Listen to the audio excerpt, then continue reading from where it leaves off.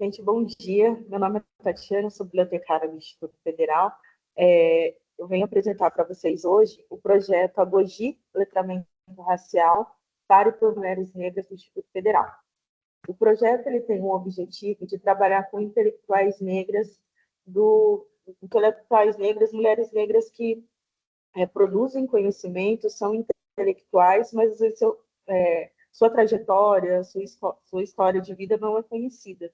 Então, o objetivo do projeto é divulgar essas mulheres e contar um pouco da sua trajetória, como mulheres negras, como intelectuais, como produtoras de conhecimento.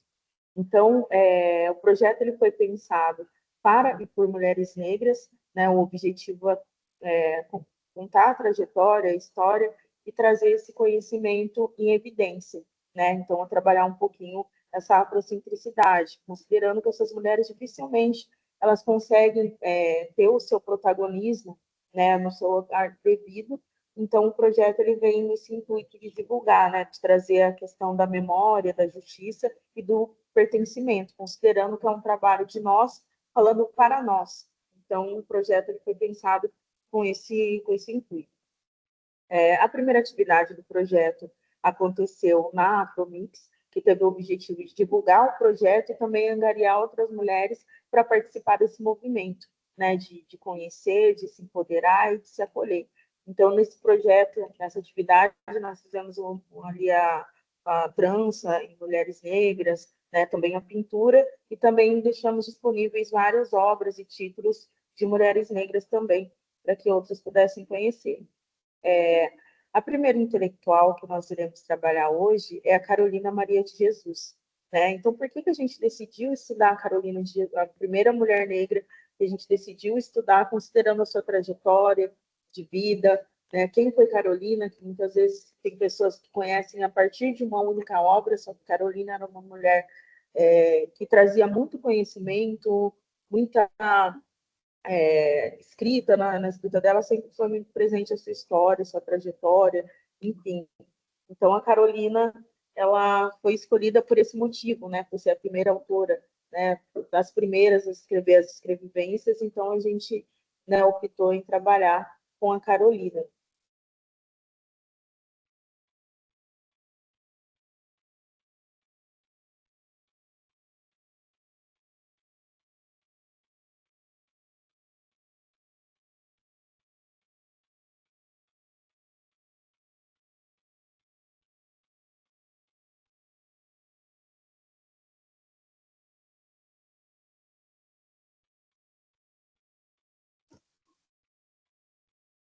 Olá, eu me chamo Kemily, sou bolsista do projeto Agogi e nós começamos com a primeira pergunta. Quem foi Carolina Maria de Jesus? Ela nascida no dia 14 de março de 1914, em Sacramento de Minas Gerais, falecida dia 13 de fevereiro de 1977 em São Paulo, foi escritora, cantora, compositora e poetista. A primeira escritora negra favelada a ganhar repercussão internacional. Então, seu reconhecimento ele vai além do Brasil. A sua vida pessoal e a sua formação.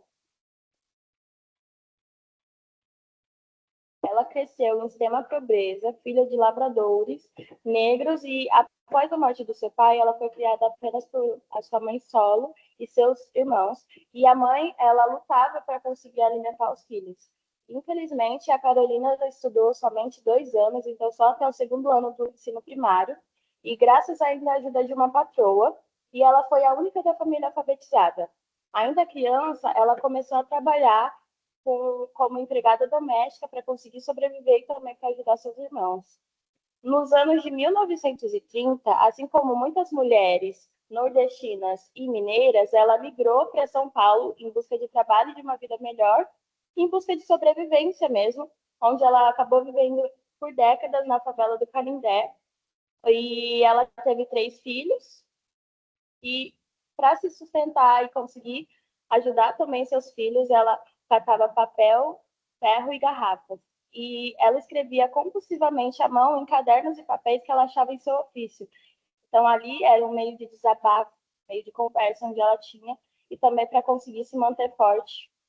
Ela compôs músicas, fez peças, provérbios e poemas, onde ela demonstrava sensibilidade artística e o domínio da palavra, mesmo sem acesso à educação formal, onde a gente prova o nosso ponto de que nem sempre uma pessoa formada pode ter mais conhecimento do que alguém que não conseguiu concluir o ensino médio. A sua atuação e engajamento. A sua escrita, ela é e ela foi considerada literatura de denúncia e resistência. Afinal, ela mostrava aquilo que ela vivia e ela mostrava com palavras fortes, sem palavras adocicadas. Ela mostrava a sua realidade. E devido a isso, ela fez um sucesso muito grande. Porém, ela sofreu uma censura e desprezo após o seu sucesso inicial, mas isso não conseguiu abalá-la. Ela continuou escrevendo e a sua voz se tornou símbolo de luta por dignidade e justiça social. E é por isso que ela é um símbolo tão grande na literatura. Agora eu vou passar a palavra para o Michael, um dos nossos palestrantes.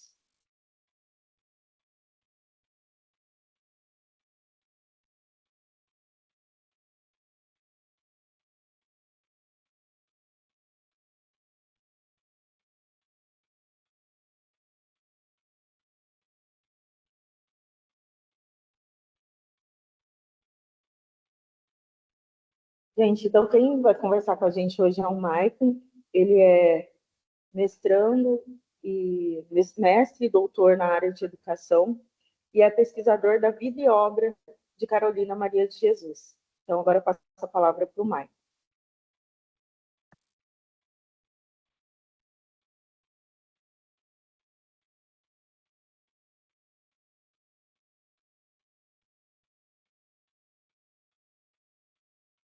Olá, bom dia. Eu sou o Maicon, como bem disse aí, Tati, sou mestre em educação, atualmente estou no doutorado também em educação. Quero agradecer o convite desse projeto potente, acho muito importante começar com Carolina Maria de Jesus, sobretudo porque Carolina Maria de Jesus é considerada a intérprete do Brasil. Bom, eu pesquiso Carolina Maria de Jesus desde 2018. A minha pesquisa começou no Instituto Federal, no qual eu precisava desenvolver uma monografia. Eu fiz uma especialização em formação de professores. E eu fiquei pensando o que eu iria fazer, porque eu já sou da educação antirracista há muitos anos. Então, obviamente, eu sabia que a minha pesquisa deveria ser antirracista, pensar uma formação de professores antirracista. E foi aí que Carolina entrou na minha vida. Um dia entrei num sebo e como eu já era do movimento negro, eu sempre ouvia falar de Carolina, mas eu nunca tinha lido. E aí eu disse, eu vou comprar um livro desta mulher e vou ver o que vai acontecer. Comprei o livro de Carolina e comecei a ler, e aí ela falando do que passava, do que era o Brasil, a questão do racismo, do machismo, da fome, da desigualdade, da política. E aí me deu um start. Eu pensei, e se os professores lessem essa obra? Será que eles pensariam diferente acerca dos alunos? Será que a gente conseguiria combater esse discurso de somos todos iguais na escola? Então, foi a partir dessas reflexões que eu consegui trazer a Carolina Maria de Jesus para o campo da educação. E aí saiu a minha pesquisa, no qual eu discuti como que nós tínhamos que ter uma formação de professores a partir de quarto de despejo. E aí eu precisava de um campo teórico para fazer essa discussão. Então, o campo teórico que eu escolhi foi a filosofia da educação. Então, meu primeiro trabalho com Carolina Maria de Jesus é um trabalho na filosofia da educação, pensando a vida e a obra dela, em especial, quarto de despejo, na formação de professores. Então, a ideia central do trabalho é que todas as pessoas, todos os licenciandos, eles precisam ler Carolina Maria de Jesus para atuarem em sala de aula. Depois disso, eu fui fazer o mestrado. No mestrado, eu já fiz o corte antirracista. Então, eu investiguei por que os professores trabalham com a vida e a obra de Carolina Maria de Jesus numa perspectiva antirracista. E aí contou com entrevistas, com contribuições significativas, o que me levou para o doutorado. E aí, no doutorado, eu pude entender que a Carolina ela não só contribui na escola, na perspectiva antirracista, ela também contribui em outras categorias. Então, é isso que eu estou fazendo no doutorado agora. E aí eu estou trazendo toda essa minha trajetória para que vocês compreendam as coisas que eu vou falar aqui e o porquê que eu vou falar. Então, dando sequência aqui, é muito importante a gente entender o primeiro passo. Carolina Maria de Jesus não é escritora de uma obra só. Por conta do sucesso do Quarto de Despejo, que foi o livro mais famoso de Carolina Maria de Jesus, muitas pessoas só conhecem a Carolina pelo Quarto de Despejo. Mas é interessante a gente entender que Carolina ela escreveu muito. Em média, nós temos uma conta de que Carolina Maria de Jesus escreveu 5.000 páginas. Muitas dessas ainda não foram publicadas, estão lá nos arquivos da Biblioteca Nacional do Rio de Janeiro, em Sacramento, que foi onde ela nasceu, enfim, nos espaços reservados para guardar o espólio literário de Carolina Maria de Jesus. O que vocês estão vendo aí são os livros que a Carolina Maria de Jesus publicou em vida. Então, tem o Quarto de Despejo, que aqui é a capa original, vou mostrar para vocês. Essa edição aí é uma edição mais recente, que está no slide, é da Ática, e tem essa daqui, que é de 1960 mesmo. A capa original, a primeira versão, é essa. Esse livro, ele vendeu 2.000 cópias por dia, o que na semana nós tínhamos 10.000 cópias. Então, na década de 60, a Carolina Maria de Jesus foi a mulher negra que mais vendeu livros no mundo.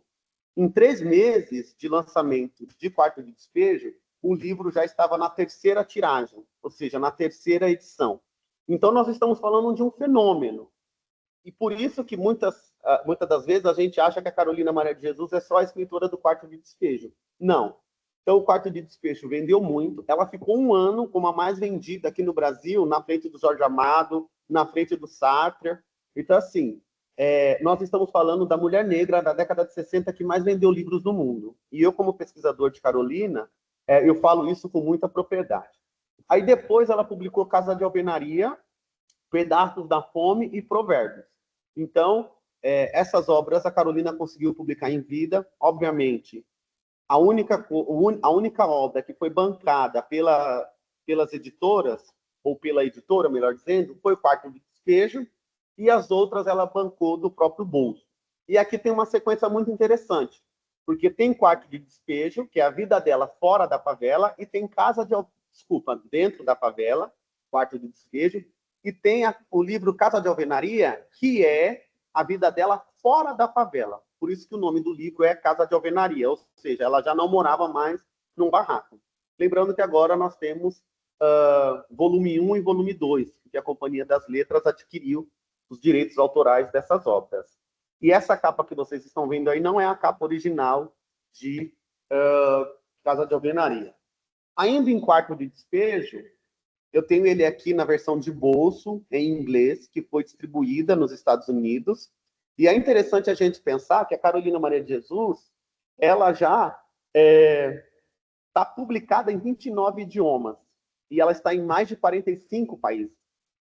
E mais interessante ainda, você tem escola dos Estados Unidos que até hoje leem Carolina Maria de Jesus. E aí eu já começo com uma provocação. E por que as nossas escolas não leem Carolina Maria de Jesus? E quando eu falo nessa perspectiva, eu não estou falando de que tem professores e professores que trabalham com Carolina. Eu estou falando que tem escola que a leitura de Carolina é obrigatória. Está lá no currículo escolar. E penso eu que isso deveria acontecer aqui também no Brasil. Então, ela foi um fenômeno, tanto nacional, tanto internacional, como bem já me foi antecipado aqui. E aí você vai encontrar Carolina no idioma francês, italiano, espanhol, inglês, russo, grego, enfim. É possível ler Carolina em diversos idiomas. Depois vem Pedaços da Fome e Provérbios, que, inclusive, são 2 livros que eu estou atrás desde 2018 e ainda não consegui. Bom, dando sequência aqui, nós vamos ter algumas publicações póstumas, que é depois que Carolina Maria de Jesus morre. Ela tem o Diário de Bitita, que são as memórias, que eu confesso que é um dos livros que mais me chama a atenção. As pessoas falam, você gosta mais do que Quarto de Despejo? Sim, eu gosto de Diário de Bitita mais do que Quarto de Despejo, porque o Quarto de Despejo, ela vai contar a vida dela na favela, na cidade de São Paulo, mas o Diário de Bitita, ela traz memórias importantíssimas, sobretudo do pós-abolição, e de como é que funcionava e como é que o racismo ele estava estruturado na cidade de Sacramento e como isso tocava as infâncias, sobretudo a infância negra de Carolina Maria de Jesus. Não à toa, é nesse livro que ela fala, olha, eu estudei até a 2ª série e eu tive que sair porque eu precisava trabalhar. E eu fiquei triste por isso. Então, é um livro importantíssimo para você compreender a vida da Carolina Maria de Jesus. Porque tem um ponto que eu chamo a atenção. Normalmente, as pessoas começam a ler a Carolina a partir de São Paulo, a partir de Quarto de Despejo, mas a vida da Carolina não começa em São Paulo. Nós temos que voltar à infância da Carolina Maria de Jesus para a gente compreender por que a Carolina Maria de Jesus ela tem essa escrita tão potente, tão latente, que nos atravessa em diversos sentidos. Inclusive, é uma escrita que eu gosto de chamar de atemporal. Penso eu que algumas coisas que a Carolina Maria de Jesus escreveu ainda acontecem e outras irão acontecer. Então, isso é muito importante. E para a gente fazer esse exercício dessa escrita atemporal, precisamos compreender o que foi a infância de Carolina Maria de Jesus. Aí tem o Meu Estranho Diário, tem a Antologia Pessoal, Onde Está as Felicidades, tem outros aqui que não estão aí na apresentação, que eu vou mostrar para vocês, que é o Clíris, que são os poemas de Carolina Maria de Jesus, tem O Meu Sonho é Escrever, tem O Escravo, que também é um romance. A Carolina gostava muito de escrever romance. Então, todas essas obras aqui, ó, são obras póstumas, ou seja, depois que a Carolina Maria de Jesus faleceu. E também tem um outro livro, que eu não estou com ele aqui agora, que se chama Onde Está as Felicidades. Eu sempre gosto de falar da capa desse livro, Clíris, porque é muito interessante. O Ari e a Rafaela, que são os organizadores desse livro, eles tiveram muito trabalho para encontrar a tradução dessa palavra, Clíris. E aí a Rafa consegue descobrir que essa palavra é uma palavra grega, que significa clarividência. Então, isso demonstra por que a Carolina Maria de Jesus escreveu muito, porque ela também leu muito. E ela deixa vários relatos de quais livros estão lendo. Ela fala da importância de ler. Ela mesma fala, não sei dormir sem ler. Então, muitas das vezes as pessoas me perguntam, por que a Carolina Maria de Jesus escreveu tanto? Ela escreveu muito porque ela leu muito também. E essa palavra em grego mostra para nós os avanços internacionais que a Carolina teve na sua leitura. Bom, é importante compreender o corpo de Carolina Maria de Jesus como um ato político e um ato de resistência. Na minha apresentação, aqui, vocês vão ver que a Carolina Maria de Jesus sempre está com fotos em que demonstra, de fato, como ela deveria ser. E por que eu estou falando isso? Infelizmente, nós tivemos uma Carolina que precisou ser moldada para vender, que é aquela Carolina do lenço. Normalmente, todas as fotos que vocês veem de Carolina com o lenço na cabeça são fotos programadas. Inclusive, muitas das vezes a Carolina não queria colocar o lenço. É tanto que teve um lançamento de livro que esqueceram o lenço e ela teve que colocar um pano de chão. Então, essas fotos da Carolina com lenço, da Carolina triste, eu costumo dizer que são fotos fetichistas da elite brasileira, porque queria ler o que era favela, queria ler o que era ser uma mulher negra dentro de uma favela e precisava daquela imagem. Então, assim, meio que uma comoção no sentido tipo, a favelada que escreveu e etc. Só que eu faço uma inversão nessa perspectiva. Eu gosto de dizer que a Carolina foi uma escritora favelada e não uma favelada escritora. E não que eu estou negando a condição dela de favelada, porque ela colocava a condição dela de favelada até como um ato político e um ato de resistência. Mas se a gente fica só batendo nessa perspectiva de favelada escritora, a gente esquece essa Carolina da foto. A gente só rememora aquela Carolina do lenço e aquela Carolina triste. E para vocês terem ideia do fetichismo, uma vez pediram para que as pessoas que estavam organizando o lançamento do livro levassem terras da favela para a editora, para que as pessoas que fossem lá pudessem conhecer o que é a terra da favela. Gente, nós sabemos que terra é terra. Então, assim, também tem essa Carolina moldada pela mídia que a gente precisa ir desconstruindo também e mostrar essa potência, porque ela mesma fala, eu adoro o meu cabelo, eu adoro a minha pele negra, se é que existem reencarnações, eu quero voltar preta. Então, esse lado de empoderamento, esse lado preto, numa perspectiva epistemológica de corpo, nós precisamos resgatar. E aí a Carolina Maria de Jesus é aquela escritora que vai romper com o silêncio. A Carolina Maria de Jesus, ela nunca silenciou, ela sempre escreveu, ela sempre falou, e tinha uma escrita muito direta. Muitas das vezes eu costumo dizer que a escrita da Carolina é uma escrita que sangra. Sangra em que sentido? Que você vai ler a verdade. Você não vai encontrar rodeios na escrita de Carolina. E muitas das vezes, sobretudo nós, numa sociedade racista, machista, homofóbica, precisamos dessa escrita direta.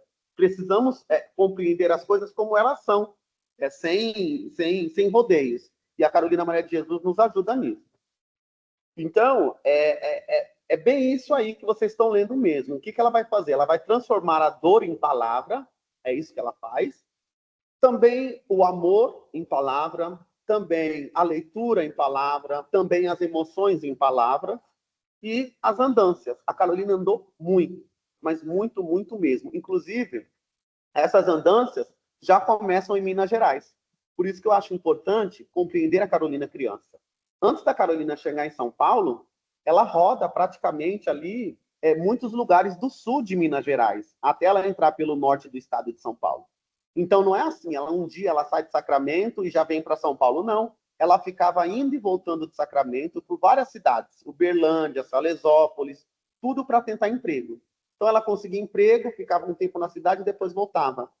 E, pasme, muitas das vezes a pé.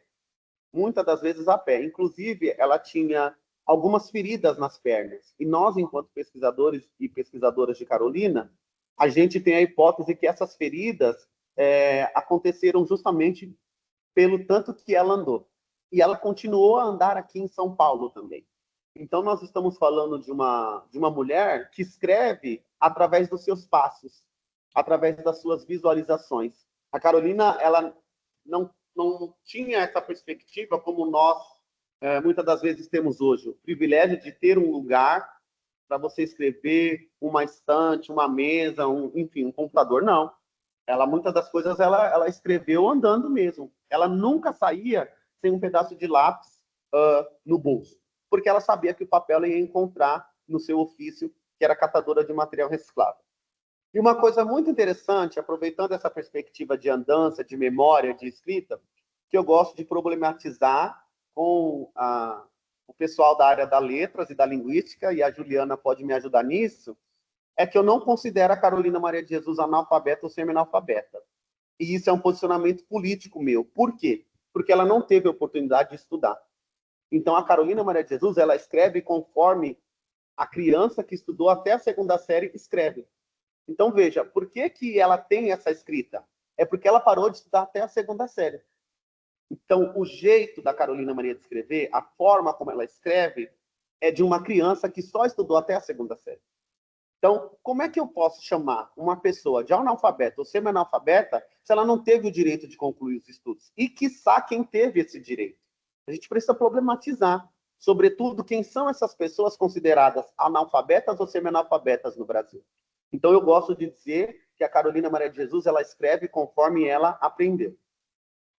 Bom, aí aqui tem algumas frases para a gente conhecer um pouco da Carolina Maria de Jesus. Eu escrevia peças e apresentava aos diretores de circo. Eles me respondiam, é pena você ser preta. Isso mostra o como a Carolina Maria de Jesus, ela já tinha sua identidade racial estabelecida. Então, ela está dizendo para nós, olha, a peça era boa, eles diziam, que peça excelente, mas eu não posso colocar a peça de uma mulher preta no palco. Eu não posso dizer para as pessoas que quem escreveu foi uma mulher preta. Então, esse é o racismo que a Carolina Maria de Jesus está denunciando. E aí, por que eu falo que é uma escrita temporal? Porque quantas peças, quantos filmes, músicas e etc., também ainda, atualmente, não são impedidas porque são produções negras, porque são produções afrodiaspóricas. Então, vejamos, lá em 50 e 55, que é quando Carolina está escrevendo o Quarto de Despejo, a Carolina denuncia isso, de como essa perspectiva da arte, essa perspectiva cultural, é uma perspectiva branca, heteronormativa, eurocêntrica. E aí eu quero problematizar com você. Será que isso acabou ou isso continua até nos dias atuais? Depois ela vem numa frase que eu adoro, que ela diz assim, ó, esquecendo eles que eu adoro a minha pele negra e o meu cabelo rústico. Eu até acho o cabelo de negro mais educado do que o cabelo do branco. Porque o cabelo de preto, onde põe fica, é obediente. Eu acho essa frase da Carolina sensacional. E por quê? Porque aqui, percebam que a Carolina Maria de Jesus, ela está trazendo para nós uma nova forma de combater o racismo, que é através dessa perspectiva do riso, dessa perspectiva da desconstrução dessa seriedade. E por que eu falo isso? Porque todo mundo entendeu essa frase aqui. Todo mundo está falando que a Carolina Maria de Jesus está discutindo a questão do cabelo black, do cabelo negro na sociedade paulistana e até no Brasil. Então ela está dizendo, olha, eu adoro a minha pele negra, eu adoro o meu cabelo rústico. Então, assim, vocês não têm que dizer que tipo de cabelo eu tenho que usar. Vocês não têm que dizer sobre a minha pele. E, inclusive, eu gosto do cabelo do negro porque ele é educado. Onde ele põe, fica. Então, a Carolina, ela traz para nós uma nova perspectiva de combater o racismo. Sobretudo, o racismo em corpos negros. No sentido de dizer, a gente também pode usar a estratégia do sarcasmo. Essa é a palavra que eu queria achar. Do sarcasmo, desculpa. Para combater o racismo. Nem sempre precisa ser duro, nem sempre precisa ser só doloroso, porque já é doloroso debater o racismo. Mas a Carolina, ela traz essa nova perspectiva para nós, da gente entender que existem outras frentes de se combater o racismo e de dizer, olha, esse é o meu corpo e é assim que eu vou permanecer. E aqui tem uma frase que eu também acho importante da gente compreender quem foi Carolina, em que ela diz, se é que existem reencarnações, eu quero voltar sempre preta. Eu também, Carolina. Toda vez que eu leio essa frase, eu digo que eu também.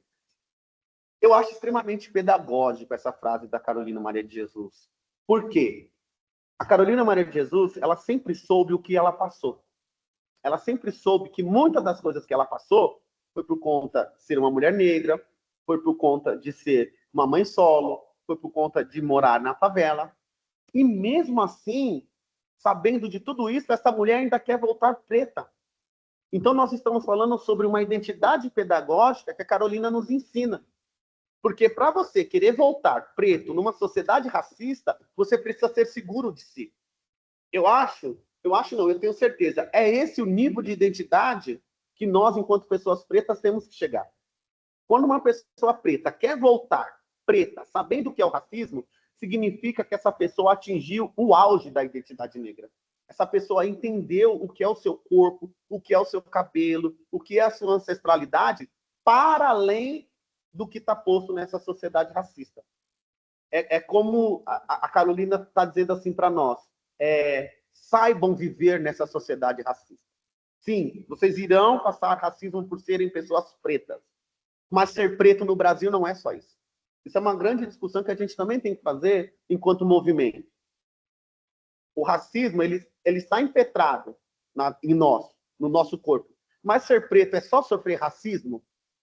E as outras contribuições? E as tecnologias africanas? E a fala africana? E a oralidade? E a musicalidade? Então, eu acho que essa frase de Carolina nos traz isso. Entender? Da gente compreender que nós vamos passar racismo, mas que o racismo ele não pode ser o começo e o meio e o fim dos nossos corpos. A gente precisa combatê-lo, a gente tem que buscar as nossas estratégias, mas a gente também tem que trazer o que a negritude traz para nós, trazer as contribuições pretas das nossas vidas. Porque é bom demais ser preto. Eu, particularmente, é bom demais ser preto. Eu sou um homem de candomblé, e o candomblé é preto. Então, assim, eu sou muito feliz no candomblé, e isso é uma coisa preta. Então, penso eu que essa frase está trazendo isso para nós. Que nós não podemos nos definir apenas pelos racismos que passamos, mas também pelas potências pretas que existem. E aí a gente tem que estudar a arquitetura, a literatura, a música, enfim, diversas contribuições do que é ser preto. Porque, como eu bem fui corrigido na minha dissertação de mestrado, eu colocava que o negro ele contribuiu para a construção do Brasil. E aí a professora Valquíria, que também é do Instituto Federal, ela disse, Michael, o negro não contribuiu para o Brasil, o negro construiu. Então percebam que há uma diferença de perspectiva epistemológica, e realmente eu concordei com a Val, eu falei, realmente nós construímos esse país. Esse país, muitas coisas que estão aí, muitas obras, seja enfim, cultura, música, arquitetura, são construções negras. E essa frase da Carolina Maria de Jesus, ela nos traz isso. Então, é uma mulher que era segura de si, ela atingiu o auge da identidade negra. É claro que ela relatava também que sofria racismo, que o branco achava que era predominador e etc. Então, eu acho importante a gente compreender que a escrita de Carolina Maria de Jesus, ela é uma escrita que, ao mesmo tempo que sangra, mas ela acalenta, ela dá direcionamento, ela faz a gente rir, ela faz a gente chorar. E a Carolina Maria de Jesus, ela tem disso. E é muito interessante porque ela escreve em diversos gêneros. Ela escreveu poemas, ela escreveu crônicas, ela escreveu peças de teatro que até hoje não foram apresentadas. Isso é uma das coisas que nós, enquanto pesquisadores de Carolina, sempre estamos batalhando, mas é que essas peças, muitas se perderam. Mas em alguns arquivos, como dos escritores mineiros, tem algumas peças de teatro de Carolina Maria de Jesus. Então, nós precisamos também fazer esse movimento de resgatar Carolina Maria de Jesus. E aí, para terminar minha fala, para não ficar muito extenso, eu vou ler o poema da Carolina Maria de Jesus, chamado Os Feijões, que é um poema fantástico que mostra a genialidade de Carolina Maria de Jesus. Eu quero que vocês saiam dessa aula, dessa formação, com a perspectiva de que Carolina Maria de Jesus foi uma intelectual, que ela produziu conhecimento. E isso é muito importante, colocar a Carolina nesse lugar. Inclusive, ela tem o título de doutora honoris causa pela UFRJ. Então, nós estamos falando da doutora Carolina Maria de Jesus, uma intelectual, uma mulher que interpretou o Brasil. Os feijões. Será que entre os feijões existe o preconceito? Será que o feijão branco não gosta do feijão preto? Será que o feijão preto é revoltado com o seu predominador? Percebe que é subjugado? O feijão branco será um ditador? Será que existem rivalidades, cada um no seu lugar? O feijão branco é da alta sociedade. Na sua casa, o feijão preto não pode entrar? Será que existem desigualdades que deixam o feijão preto lamentar? Nas grandes universidades, o feijão preto não pode ingressar? Será que existem as seleções, preto para cá e branco para lá? E nas grandes reuniões, o feijão preto é vedado de entrar? Creio que no núcleo dos feijões não existem as segregações. Cara, isso é de uma magnitude. A mulher pegou feijão para discutir racismo no Brasil. Ela pegou feijão para discutir o lugar que o racismo quer colocar pessoas negras. Então, ela olha para o feijão preto e para o feijão branco e fala: isso aqui dá um poema. Isso aqui é a sociedade brasileira. Então, ela racializa os feijões. Eu acho isso magnífico. Ela racializa os feijões e coloca esses feijões dentro do que o racismo quer fazer com as pessoas pretas. E aí ela vai dizer: e aí?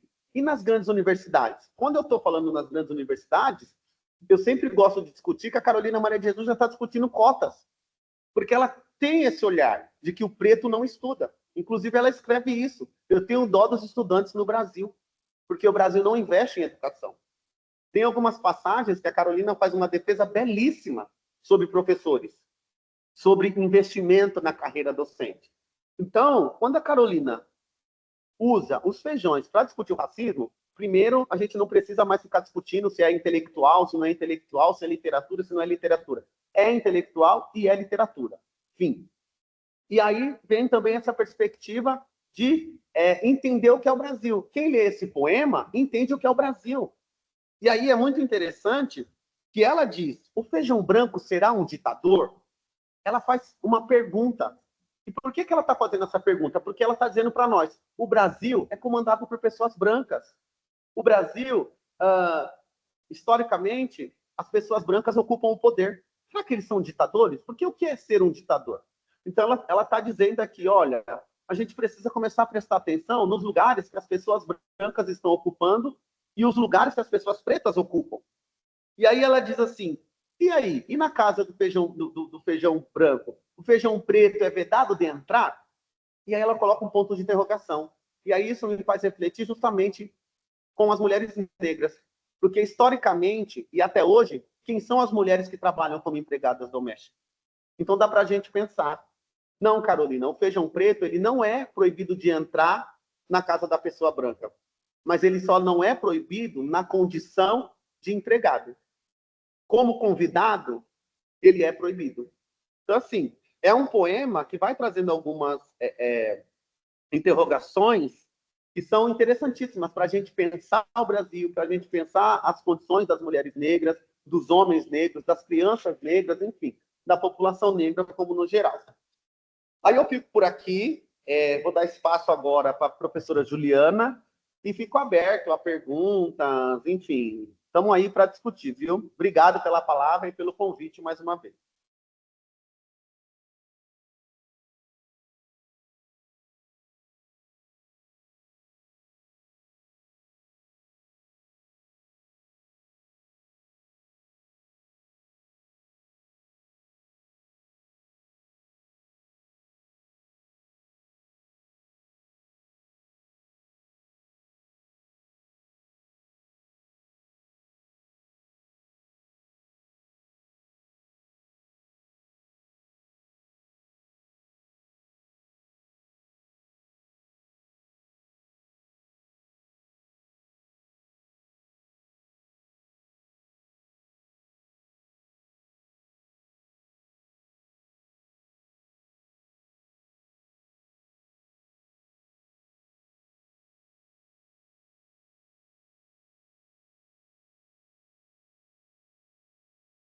Oi, gente, tudo bem? Eu sou a Juliana, sou professora no Instituto Federal, tenho o prazer de integrar também esse projeto e gostaria de apresentar algumas questões relacionadas à literatura que a gente encontra em Carolina Maria de Jesus.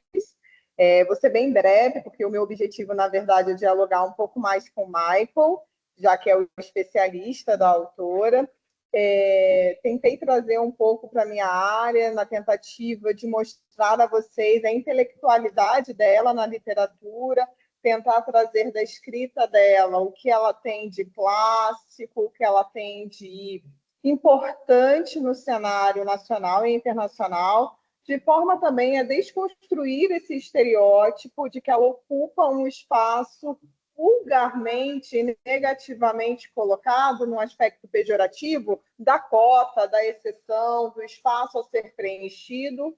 A Carolina Maria de Jesus, ela, na verdade, ela ocupa, de fato, um lugar que ainda não tinha ninguém ali desenvolvendo e refletindo sobre as questões que estavam ali postas, mas ela não ocupa pedindo licença. Esse é um ponto interessante. Ela não pede permissão para ser sincera, para ser honesta. Ela simplesmente faz e espera conseguir ser publicada e acontecer. Infelizmente, com a presença também de um homem branco, então a gente não pode esquecer isso, é como se, de alguma forma, precisasse de uma permissão, de uma concessão, mas a gente vai, nesse momento, não dar muita importância intencionalmente a essa figura branca. Tudo bem? Então, eu gostaria de chamar essa pequena apresentação da Carolina Maria de Jesus como a estética do marginal, que é um termo teórico na literatura, toda vez que a gente trata de aspectos relacionados ao que está à margem do centro, é nesse sentido, por uma figura quixotesca. Então, para isso, eu vou mostrar a vocês um breve resumo dessa reflexão, o que seria aí...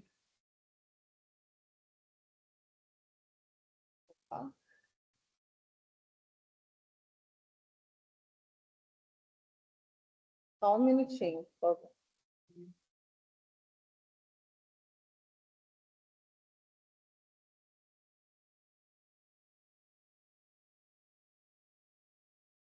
Continuando, então, um breve resumo, depois essa relação da Carolina Maria de Jesus com a figura quixotesca, em seguida, o porquê da exclusão dela do cânone brasileiro, aspectos literários e um pouco históricos também, sem grandes aprofundamentos nesse último aspecto, e uma reflexão final que se multiplica, na verdade. Como resumo, eu gostaria de falar que, infelizmente, eu sou uma das leitoras da crítica do Michael. Eu comecei pelo Quarto de Despejo e confesso assim, que, pela limitação de tempo e sem fazer meia-culpa também, entendendo que é um compromisso que eu preciso assumir com mais afinco, de ler e bandeirar aí a questão da intelectualidade negra no país, como um retributivo também do que a gente conseguiu alcançar até aqui, e aí potencializar isso, mas em 15 minutos de conversa com o Michael, tem mais 5 ou 6 livros na minha lista de leitura das férias já encurtadas, então eu vou assumir aí esse compromisso com vocês também. Mas é a partir do Quarto de Despejo, então, que eu converso com vocês, que foi o livro que eu tive a oportunidade de ler, então, pela terceira vez ontem, muito para me preparar também para essa nossa conversa. Ele é da década de 60. A Carolina Maria de Jesus, ela, feliz ou infelizmente, ela está no momento histórico do Brasil em que ela não é uma grata figura, porque até então, como a gente vai falar um pouquinho mais à frente ao fazer a relação com os autores brasileiros, a gente tinha uma retratação da pobreza muito indolente, muito pensada como uma maneira de tornar o pobre altruísta, numa função pedagogizante de como se queria o pobre, como se queria o preto no país. Então, não era nem tanto um retrato, era mais uma encenação do que era o ideal, o esperado. E a Carolina Maria de Jesus, ela traz, na verdade, o retrato, né? A visão do que era a realidade naquele momento, a realidade dela, e isso não era algo que tranquilizava, apaziguava os ânimos, e naquele momento da história do Brasil, o que se queria era um controle social mais intenso. Ela era uma agitadora social, então não contribuía para aquele momento. A gente vai explorar essa tensão entre o centro e a periferia e fazer um diálogo com alguns autores que vão nos levar, então, a perceber que a Carolina Maria de Jesus ela dialoga em um aspecto nacional e internacional com os grandes clássicos da literatura. Falaremos de Cervantes, falaremos de Aloysio de Azevedo, escritor do Cortiço, obra muito conhecida por todas as gerações, até porque cai em todos os vestibulares, né? E Machado de Assis, que é uma figura controversa na medida em que ele se associa muito com a Carolina Maria de Jesus, porque ele veio de um morro, o Morro do Livramento, no Rio de Janeiro. Seguindo, então, essa questão da figura quixotesca. O Dom Quixote, ele é um personagem leitor, assim como a Carolina Maria de Jesus em Quarto de Despejo. A gente consegue perceber na escrita dela que é um diário, é uma escrita de si, mas existe uma construção estética por trás daquilo. Não é simplesmente o registro dos seus dias para serem lidos tão somente por si mesmo. Existe já uma intenção comunicativa inicial de você criar um texto que seja recepcionado, que tenha leitores outros. Então, ela se coloca numa figura de personagem e ela se constrói ali.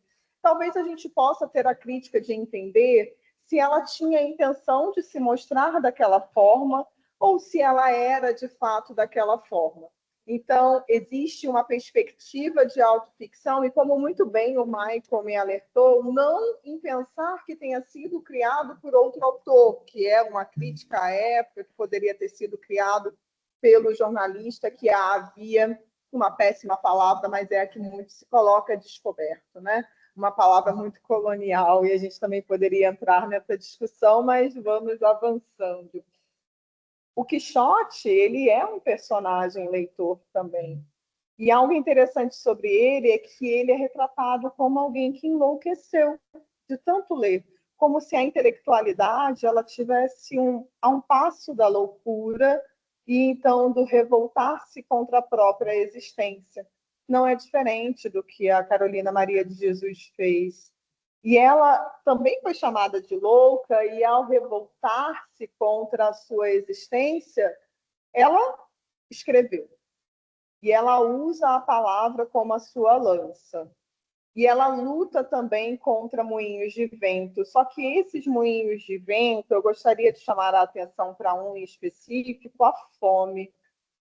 A fome que ela retrata como sendo amarela. Isso é de um uma sensibilidade, de uma novidade estética muito grande que a gente precisa reconhecer nela e que foi, por muitas vezes, diminuído, silenciado, colocado de escanteio, porque existia também, à época, uma recepção crítica em relação a ela, muito colocada nesse lugar da cota, e que a gente precisa, o tempo inteiro, buscar negar esse direcionamento, porque existe uma qualidade estética que é inerente à escrita dela, e não somente do lugar de fala dela.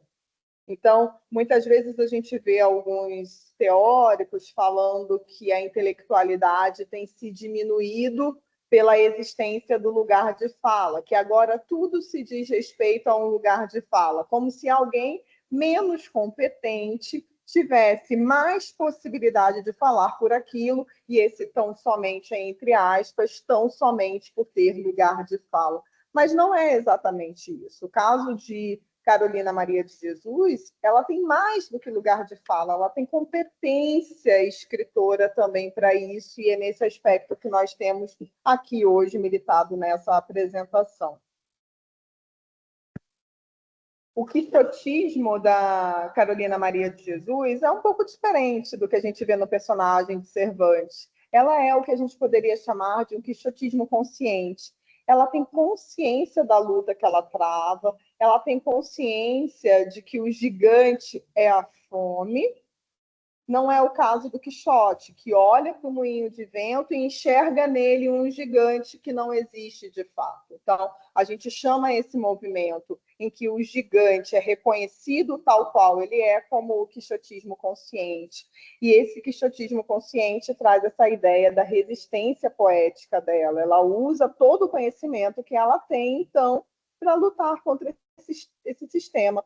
E é interessante perceber algumas críticas literárias de alguns autores intelectuais da época que não conseguiram perceber esse refinamento que ela tinha e ficaram tão somente na superficialidade dos erros ortográficos. É uma pena, porque depõe contra a pseudo-intelectualidade que eles diziam ter. Para avançar um pouquinho mais rápido, vamos dialogar agora com uma teoria que é que a gente vê muito presente ao falar do Aloysio de Azevedo, no Cortiço. Talvez vocês não lembrem muito dessa obra, mas ela fala de uma perspectiva de favela no Rio de Janeiro. Então, você tem ali a realidade de personagens criados, 100% criados, né? Em que, à noite, um casal vai, por exemplo, a uma obra para roubar materiais de construção, para poder construir o seu barraco. Você vê também essa visão animalesca da pobreza.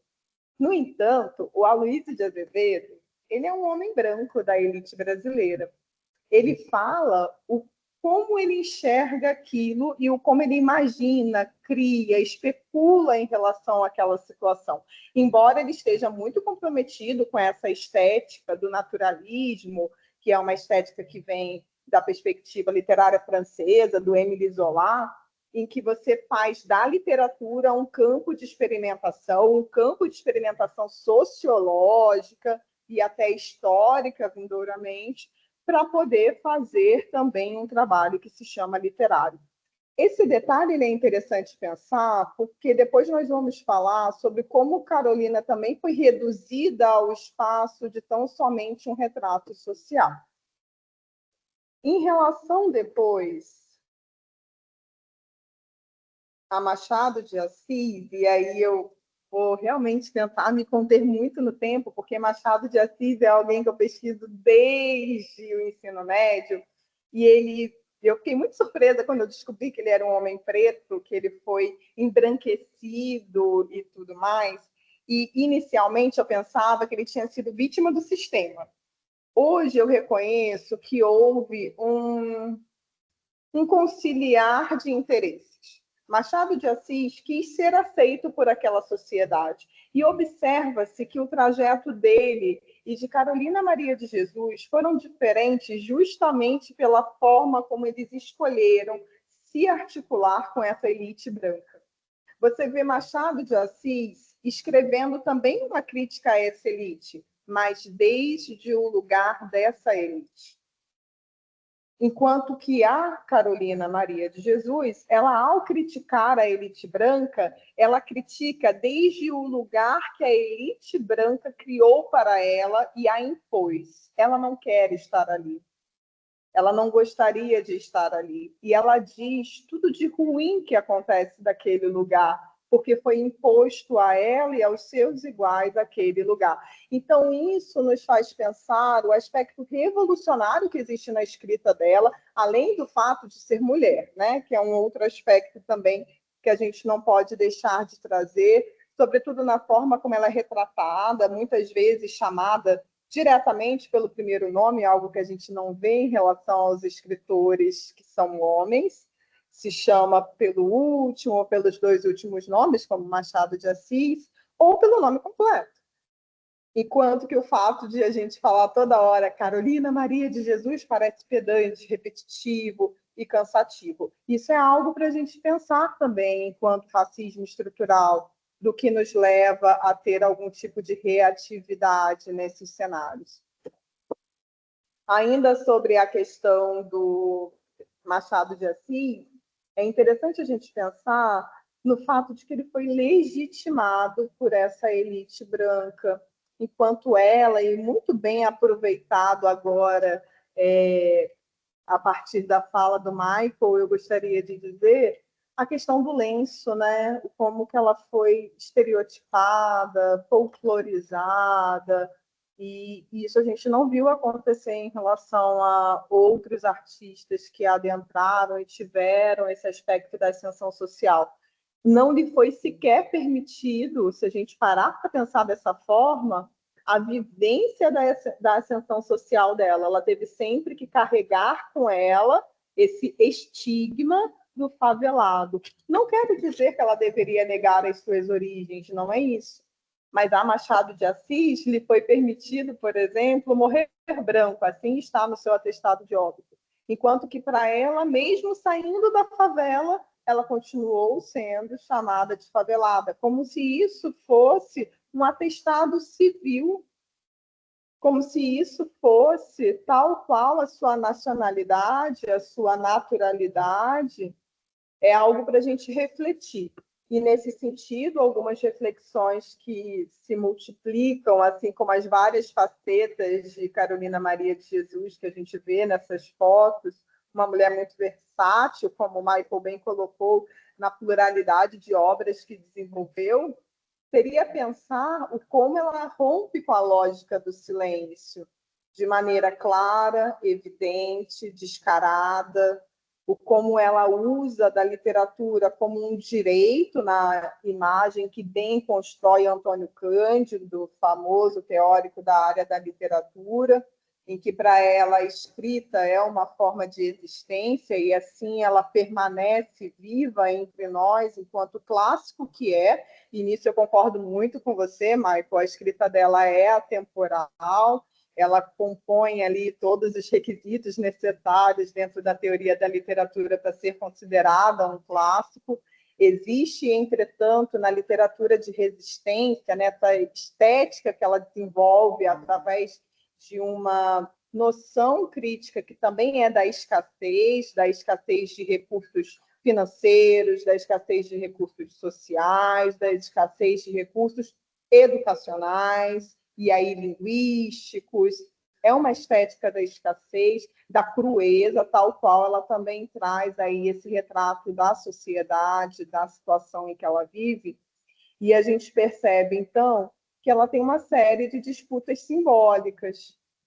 A ideia da fome, a ideia da política, essa noção do racismo, o racismo estrutural já sendo discutido. Eu não tinha pensado ainda sobre esse aspecto das cotas, muito interessante, me vai ser muito útil para a banca também, em que estarei na segunda-feira. E para hoje, eu acho que seria interessante a gente pensar ainda que a Carolina ela entra pela exceção, mas ela questiona o sistema social e literário, como se ela questionasse quem pode estar na favela, quem pode estar fora da favela, o que é literatura, quem pode ser autor. São questionamentos diretos e, pela sua direteza, podem parecer simples, mas que são muito profundos, estruturais na nossa sociedade. Ela usa a arte como denúncia, ela usa como aspecto também da sobrevivência. Por 2 vezes foi muito marcante para mim o modo como ela falava sobre o suicídio e sobre a vida de quem passa fome, sobre como ela gostaria que o país fosse governado um dia por um homem que tivesse passado fome, que sabe, uma mulher que tivesse passado fome, uma mulher preta que tenha passado fome. E por isso eu digo que Carolina não é um caso sociológico, não é um caso literário, ela é um grito que ecoa em todas as nossas vidas pretas. Obrigada. Eu agora vou dialogar um pouquinho com a Kemi, que é a nossa bolsista. Queria fazer uma pergunta para ela e também com o Michael, para a gente poder, depois, com as palavras da Tati, encerrar esse encontro, que para mim foi de grande, profundo aprendizado e um desafio também, para se entender a arte, entender a nossa importância e local nesse rolê todinho, tá bom? Quem? Você consegue falar aí?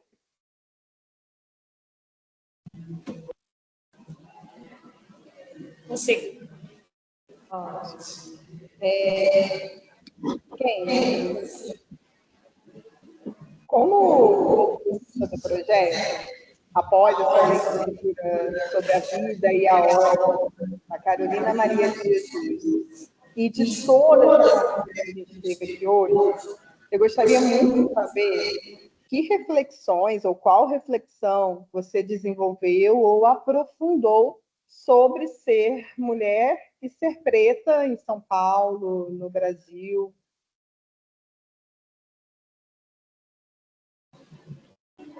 Então, ler sobre ela, ver ela, foi um baque muito grande, né? É uma história bem impactante e é uma história muito real. Porque em outros encontros eu sempre falo isso, que às vezes histórias pretas sempre às vezes acabam passando pela mesma situação. Então, ver a Carolina Maria de Jesus me lembrou muito a minha bisavó, que também passou por muito perrengue, que também usava muito lenço no cabelo, mas foram histórias diferentes. E então eu sentia, quando eu li sobre ela, vi sobre ela, me senti mais próxima da minha bisavó, porque é uma história muito impactante e é uma história que te dá vontade de fazer realmente a gente de continuar o legado que ela passou, continuar escrevendo, continuar dando visibilidade e tentar não deixar essas pessoas serem apagadas, porque o problema é você dar visibilidade para uma pessoa e depois você despenca ela do penhasco, que foi infelizmente o que aconteceu. Ela foi esquecida. Por que ela foi esquecida? Ela não foi esquecida, ela está aqui, ela está em nossas memórias. Ela teve vários livros publicados após a sua morte. Por que após a sua morte? Sendo que viva ela estava escrevendo. Ela tinha muito a entregar. Então, eu acho que ela é algo que precisa, como o Econ disse, precisa ser, sim, na grade escolar. Ela tem que estar lá na grade escolar, porque ela é um motivo, ela dá um motivo para as pessoas a se inspirarem mais, a escreverem mais, a estudarem mais. E a história dela é muito impactante, é muito bonita, mas ela também é crua.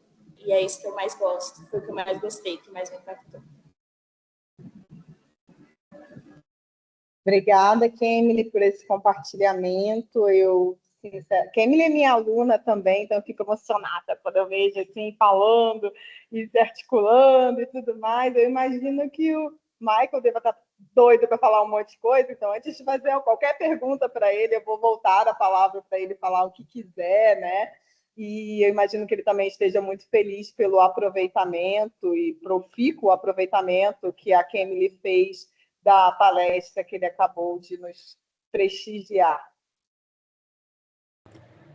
Obrigado, professora. Eu vendo a Kemily falar, eu gosto de dizer que é a humanização da minha pesquisa, porque a minha pesquisa foi justamente compreender a importância de Carolina Maria de Jesus na vida dos estudantes, sobretudo os estudantes negros. Então, quando eu vejo, Kemily, quanto uma estudante, falando que a Carolina Maria de Jesus se conectou com a vida dela, se conectou com a bisavó, isso é a humanização da minha pesquisa. Então, eu só queria dizer o quão isso é bonito, o que está acontecendo aqui agora. Assim, Ju, se eu não a conhecesse, tu lá, olha, é uma especialista de Carolina também, viu? Porque falou muito bem, trouxe contribuições riquíssimas. E enquanto você falava, eu anotei algumas coisas, mas como curiosidades e complementações metodológicas também. Aí depois você fica à vontade para fazer a pergunta, assim como a Tati e a Kemily também. A primeira coisa do Audálio, foi muito importante você ter trago esse ponto, Ju, porque eu também faço essa discussão. O Audálio, ele não foi o descobridor de Carolina Maria de Jesus, ele foi o editor, é diferente, ele editou as obras. Por quê? Antes do Audálio aparecer, a Carolina Maria de Jesus já tinha publicado na revista O Cruzeiro, se eu não me engano. Então ela publicou antes do Audálio. E outra coisa, por que ele não foi o descobridor? Porque ele não chegou para a Carolina e disse assim, pô, eu acho que você tem um potencial de escrita, começa a escrever. Foi ao contrário. Quando ele encontrou a Carolina, ela já tinha vários cadernos escritos no barraco em que ela morava. E o que ele faz? Ele pega aquilo, edita e lança o quarto de despejo. Então esse é o papel do Audálio na vida da Carolina. Ele não descobriu a Carolina. Eu costumo dizer que a Carolina se descobriu sozinha lá em Minas Gerais, e quando você lê ele Diário de Bitita, você vai entender por que eu falo que ela se autodescobriu. Outra coisa, você colocando aí a Carolina para dialogar com esses outros intelectuais, eu gosto sempre de colocar também a Carolina para dialogar com Milton Santos, que é essa perspectiva geográfica que ela tem de São Paulo. A Carolina, ela faz uma análise fantástica da geografia paulistana. Sobretudo, ela denuncia como essa geografia é uma geografia racista. Não à toa, ela transforma São Paulo numa casa e fala que o quarto de despejo é a favela. Então, ela tem esse olhar geográfico também. E colocar ela para dialogar com o Milton Santos é interessante, porque o Milton Santos vai dizer de como as cidades elas são construídas para excluírem os corpos, para excluir pessoas. E é o que eu sempre digo, já trazendo a Grada Quilomba para o debate. Nós não moramos nas periferias, nas favelas, porque nós queremos. Nós moramos porque nós somos expulsos do centro. E nós moramos porque nós somos pretos, nós somos pobres. E aí eu gosto sempre de usar o conceito da Grada, em que ela coloca não como você é marginal, ela coloca você é marginalizado, porque ela diz que isso demonstra para nós que se você é marginalizado, se você é posto à margem, é uma escolha, existe uma relação de poder. Então, se nós, pessoas pretas, estamos na favela, significa que alguém faz com que nós estejamos nessa favela. Então, é muito interessante isso. Se a gente muda essa questão só do falar da palavra, igual você falou, do descolonizar, a gente já tem uma outra perspectiva. Então, a Carolina ela também foi posta à margem. Ou seja, alguém colocou a Carolina à margem. Alguém nos coloca à margem. E isso a Grada traz para nós. Quando você falou da questão da loucura da escrita, me veio uma frase da Carolina. Ela diz assim, ó, o meu sonho é escrever. Aí tem um cara que diz assim, ela é louca, o que as negras devem fazer é ir para o tanque. Então veja, olha que interessante essa perspectiva de como pessoas pretas, quando querem escrever, quando são intelectuais, são consideradas loucas. E a Carolina, ela passou por isso e ela escreve isso. Essa frase está no livro chamado O Meu Sonho é Escrever. Daí, é muito interessante quando você também traz a questão, a fome é amarela. Por que a Carolina dá cor à fome? E eu assisti de uma genialidade. Porque ela tinha tanta fome, que ela vomitava o líquido que estava no estômago. E o líquido que estava no estômago saía amarelo. Então ela disse para nós, a fome tem cor, ela é amarela. Então ela tem essa frase após vomitar e ver que o líquido que sai do estômago é amarelo. Porque ela fala muito isso. É tanto que ela diz assim, olha, a tontura da fome é pior do que a tontura do álcool. Porque a tontura da fome não nos deixa pensar, mas a tontura do álcool nos faz dançar. Então, olha como que ela também vai trazendo essa perspectiva de trazer a fome como uma categoria, como um conceito em que pode ser visível. Porque se a gente parar para pensar, a fome, na palavra, muitas das vezes ela fica invisível, é só a fome. Não é igual falar um celular e já vem na minha cabeça. Mas aí a Carolina fala, não, a fome é amarela. Então ela consegue fazer com que a gente veja a fome e tenha um outro olhar sobre o que é essa fome. Bom, quando você falou das tábuas também, é interessante, porque ela não roubou as tábuas, como tem aí o romance que você trouxe. Mas as tábuas que a Carolina Maria de Jesus construiu o seu barraco foram tábuas doadas de uma construção. Então, quando você falou, na hora eu lembrei, por isso que eu trouxe. E, inclusive, ela carregou as tábuas sozinha. E ela escreve isso, ela relata isso. Ninguém me ajuda. As pessoas estão me vendo aqui, carregando tábuas, e é como se eu não fosse ninguém. Então, ela também já está fazendo essa discussão do que é ser um corpo preto, feminino, numa cidade como São Paulo. E, por último, eu só queria deixar para vocês também que a Carolina Maria de Jesus ela tem um LP gravado que está disponível no YouTube, e eu convido vocês a ouvirem. Porque a Carolina Maria de Jesus, além de escrever, ela gostava de cantar, ela tocava violão, ela costurava, inclusive, não sei se vocês vão recordar, mas tem uma foto que ela está com uma fantasia, um chapéu, aquela fantasia ela mesma que fez com pena de galinha da Angola, inclusive no chapéu está escrito Carolina de Lantejoula. Então, eu costumo dizer que a Carolina era multifacetada. É por isso que quando as pessoas perguntam para mim, você entende tudo de Carolina? Humildemente eu digo, essa mesmo, obrigado, Ju, essa primeira foto aqui, ó, ela que fez essa fantasia. E aí, humildemente, eu falo, não, eu não entendo tudo de Carolina. O que eu entendo de Carolina e o que eu consigo extrair de Carolina foi a faceta que eu encontrei, que no caso é a educação. Mas a Carolina, ela pode ser lida, ela pode ser interpretada, ela pode ser pesquisada em diversos campos, em diversos segmentos. E também, tentar entender tudo de Carolina é muito difícil, porque ela andou muito, ela escreveu muito, ela falou muito. Então, assim, todo mundo que pesquisa Carolina, cada dia descobre um pouco de Carolina Maria de Jesus. Então, como eu estava falando do LP, convido vocês aí para conhecerem o LP de Carolina. E como vocês podem ver, é muito interessante, que tem uma foto aí que ela está na frente do avião.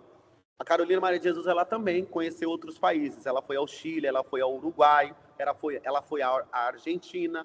Inclusive, eu e Tati tivemos a oportunidade de ir na Biblioteca Nacional do Uruguai e ver a edição de Quarto de Despejo, em que ela tem um texto nesse livro, na versão espanhola, em que ela faz uma defesa maravilhosa sobre educação. Então, assim, essa é a minha faceta com Carolina Maria de Jesus. Por isso que eu estou dizendo que eu não sei tudo de Carolina Maria de Jesus. O que eu mergulho é nessa perspectiva de como ela nos dá subsídios para pensar uma educação pública de qualidade para este país. Acho que é isso. Obrigado por agora. Ai, gente, eu estou muito satisfeita. Tem perguntas para o Michael aqui, mas tem a questão do tempo também. Então, Tati, temos tempo, ficamos por aqui. O que você diz? Oi, Ju. Nossa, estou maravilhada aqui com as falas de vocês. Foi excelente. Mas eu acho que tem uns 5 minutinhos. Pode ser? Olha, me botar para responder pergunta de Carolina em 5 minutos é...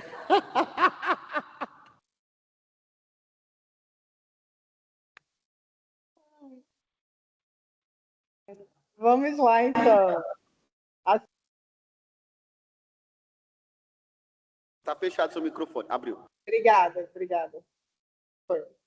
Vamos lá, então. Eu tenho duas perguntas que eu não gostaria de deixar de fazer. Uma é sobre analfabetismo e a outra é sobre corpos pretos femininos. Se quiser escolher só uma, não tem problema, é só me falar. A primeira pergunta, então, sobre a questão do analfabetismo, ela diz respeito a uma fala que você fez, que a Carolina Maria de Jesus, ela, enquanto escritora atemporal, ela redefine a figura do analfabeto no Brasil e uma perspectiva que considera o preto, o racismo e o analfabetismo. Em 1882, foi proibido aos analfabetos o voto, e a gente sabe que isso tem uma relação histórica com a situação do abolicionismo, que veio logo na sequência, em 1888, em teoria. Então, na época em que Carolina Maria de Jesus estava atuando no cenário político, social e literário, ela não poderia votar. E eu gostaria de entender um pouco, na sua visão, Michael, o como isso é contraditório, considerando toda a intelectualidade dela, e o modo como isso, de fato, reproduz uma exclusão que não se justificaria nas urnas. Entendendo aí toda essa sua pesquisa relacionada à educação e à figura da Carolina Maria de Jesus, porque quem não tenha contato com a obra e a vida dela, e com toda essa discussão que fizemos aqui hoje, tão bem fundamentada por você, consideraria você um louco também. Porque como pesquisar uma mulher analfabeta para falar de educação? Em resumo, essa minha última frase é a que define a minha primeira pergunta para você. Excelente pergunta, e se conecta com uma coisa que eu venho discutindo e falando mesmo. A defesa da escola pública. E por que eu estou falando isso? Se não existisse escola pública nesse país, nós, pessoas pretas, não teríamos acesso à educação. A escola pública, ela é uma escola que vai acolher os corpos negros. Se nós não tivéssemos a escola pública, infelizmente, nós não teríamos os nossos títulos, porque nós sabemos o que o racismo faz com os nossos corpos. E existe o racismo epistemológico. Então, uma das consequências desse racismo é a não educação para pessoas pretas. E aí a gente pode se estender a questão da universidade, etc. Por isso é importante fazer a defesa das cotas. Em relação ao analfabetismo, a Carolina Maria de Jesus, ela sempre disse uma coisa que eu acho lindo. Eu só tive até o segundo grupo do estudo e escrevo melhor que muita gente que se formou. Ela escreve isso em Casa de Alvenaria, não com essas palavras, mas é esse sentido que ela está querendo dizer. Por quê? Ela tem uma frase que ela diz: o analfabetismo é a ruína social. Então isso já demarca um lugar de que, para além da forma como a Carolina Maria de Jesus ela escreveu, ela defendeu a escola. Então é um olhar muito humilde e muito bonito, porque ela mostra para nós assim: olha, eu não tive acesso à educação formal, mas eu aprendi a ler, eu aprendi a escrever. E eu sei o que isso pode fazer na vida de uma pessoa. Então eu tenho que defender que isso se espalhe para a vida de todas as pessoas, principalmente das pessoas negras. Então, quando ela está falando, quando você falou, né, do louco, pesquisar uma mulher considerada analfabeta para muitas pessoas, é porque nem ela se colocava nesse lugar de analfabeta. Como, por exemplo, tem uma frase dela que ela diz assim, ó: os escritores de academia não querem me considerar escritora, mas eu não me importo com a opinião deles. Por quê? Ela sabia para quem que ela estava escrevendo e por que ela estava escrevendo. Como ela também escreve: eu devo reservar o meu amor aos operários. Então a Carolina, ela tinha um lado, ela sabia o que ela queria. Por isso que atualmente eu venho defendendo que a obra de Carolina Maria de Jesus é um projeto de país. Então essa perspectiva de impetrar nós, pessoas pretas, ao analfabetismo, também a gente tem que pensar o quanto, muitas das vezes, é uma perspectiva branca e racista. Ou seja, para eu poder falar, para eu poder escrever, eu vou ter que passar por uma universidade, eu vou ter que terminar o meu ensino médio.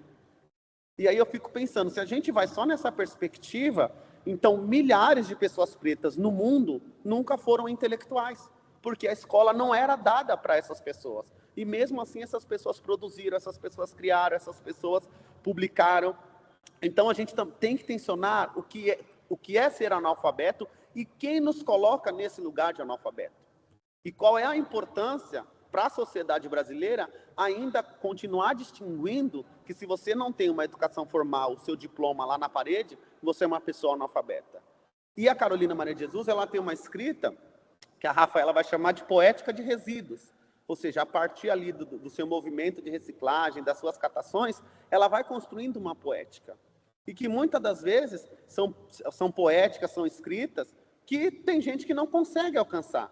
Eu falo uma coisa muito interessante. A Carolina Maria de Jesus, ela conseguiu andar por diversos campos da ciência.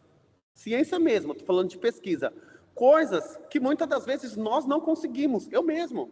Se você me colocar, por exemplo, para dialogar na área da filosofia, proficuamente, eu vou me perder. Eu consigo muito e muito bem na educação.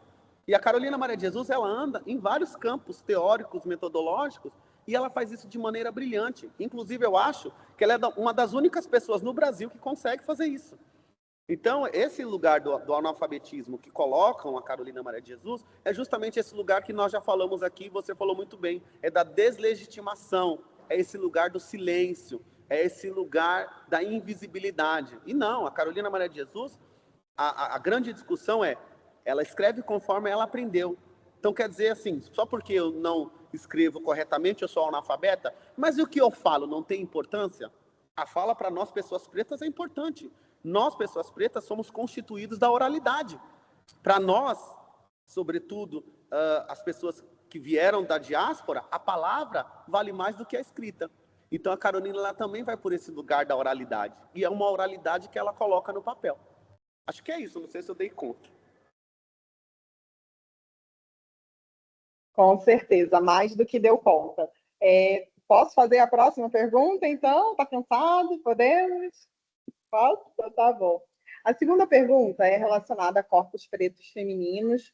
Você, enquanto pesquisador de uma mulher preta, o que você poderia dizer para nós? O Grupo Agogi, ele é pensado por e para mulheres pretas.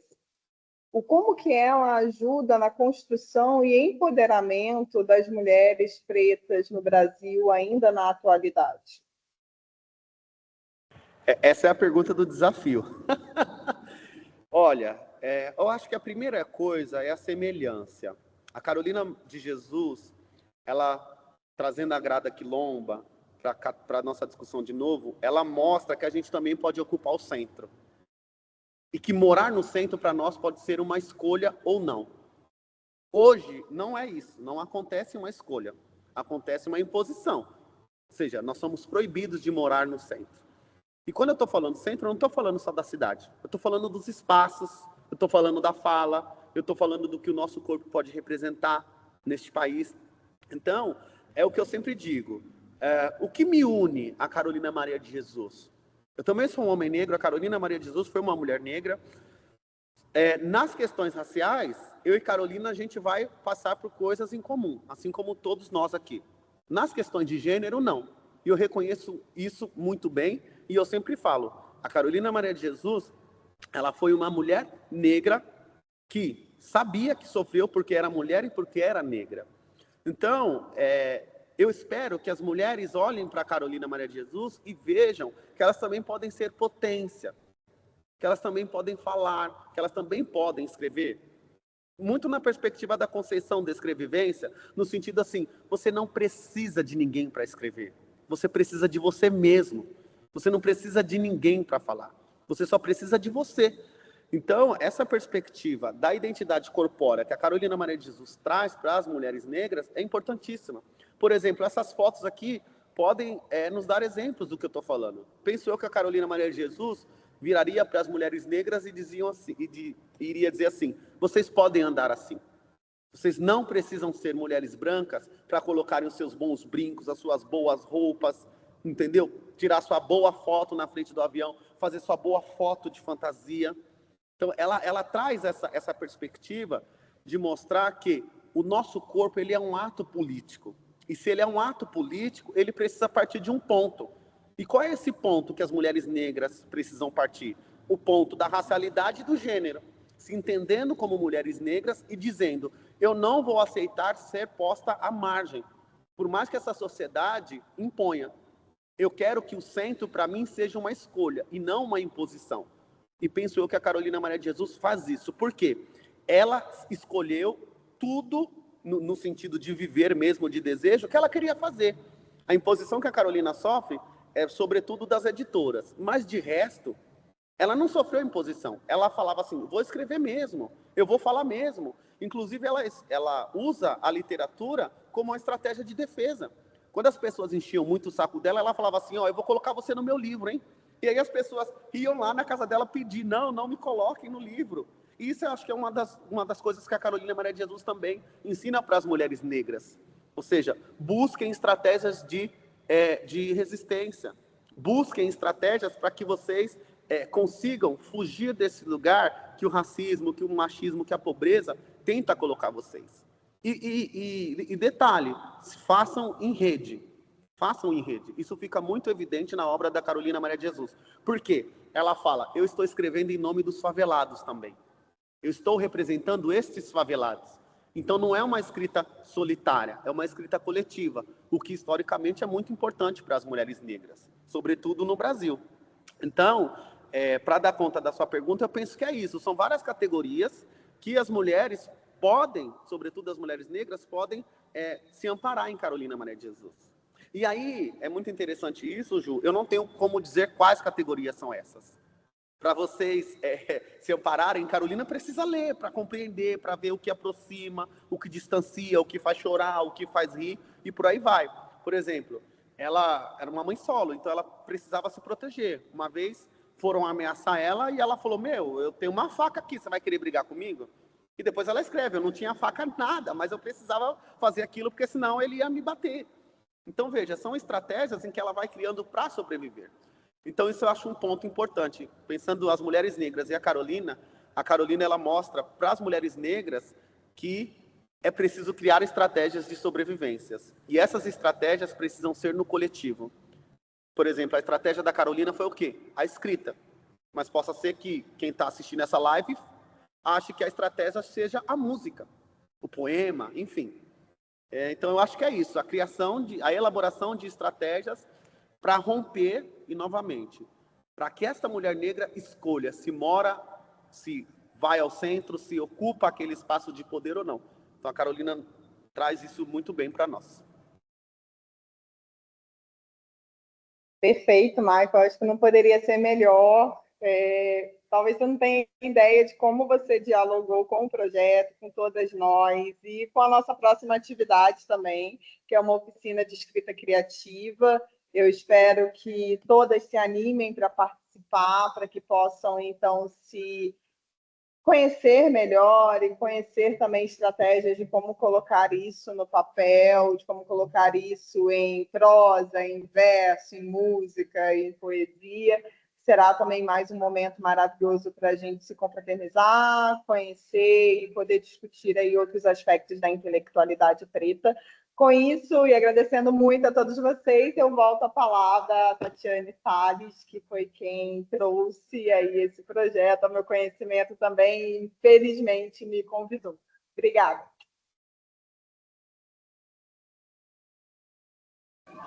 Obrigada, Ju, pelas palavras. Michael, sempre potente nas suas palavras.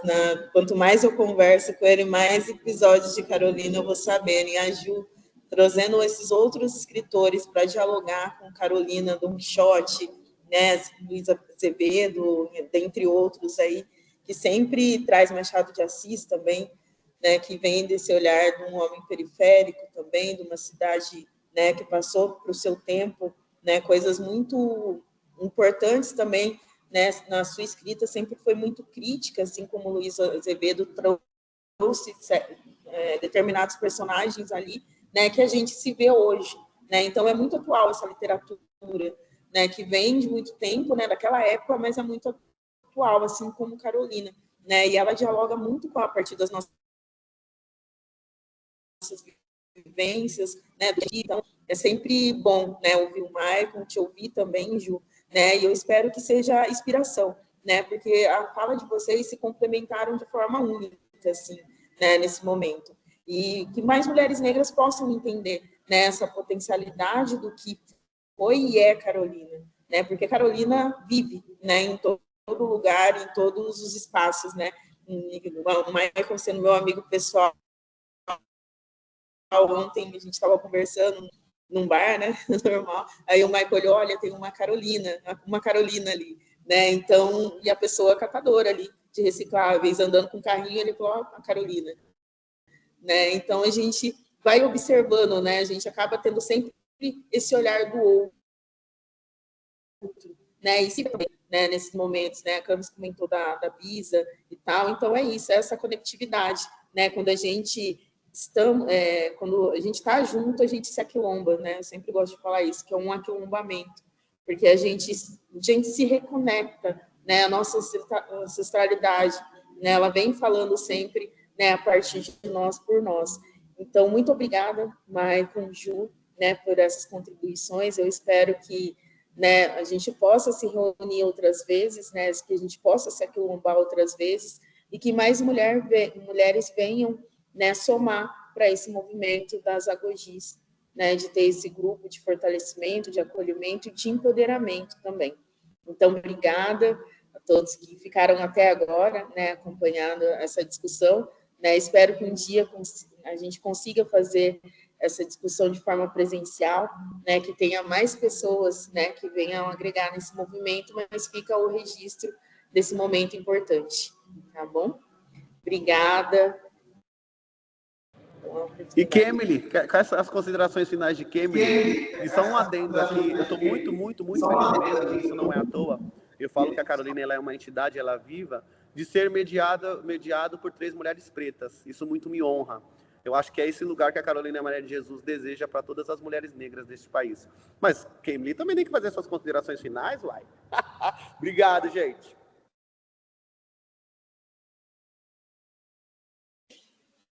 Minhas considerações finais, leiam Carolina, vejam sobre a vida dela, pesquisem sobre ela. Pesquisar, e é isso que ela significa para a gente. É uma história muito... Você vai lendo e você vai pesquisando cada vez mais, não dá para parar, é um vício, e eu recomendo para todo mundo. Eu agradeço muito cada um que assistiu. Peço também para vocês seguirem a gente no Instagram, agogi.letramento, e venham para nossas reuniões, venham para o ofício.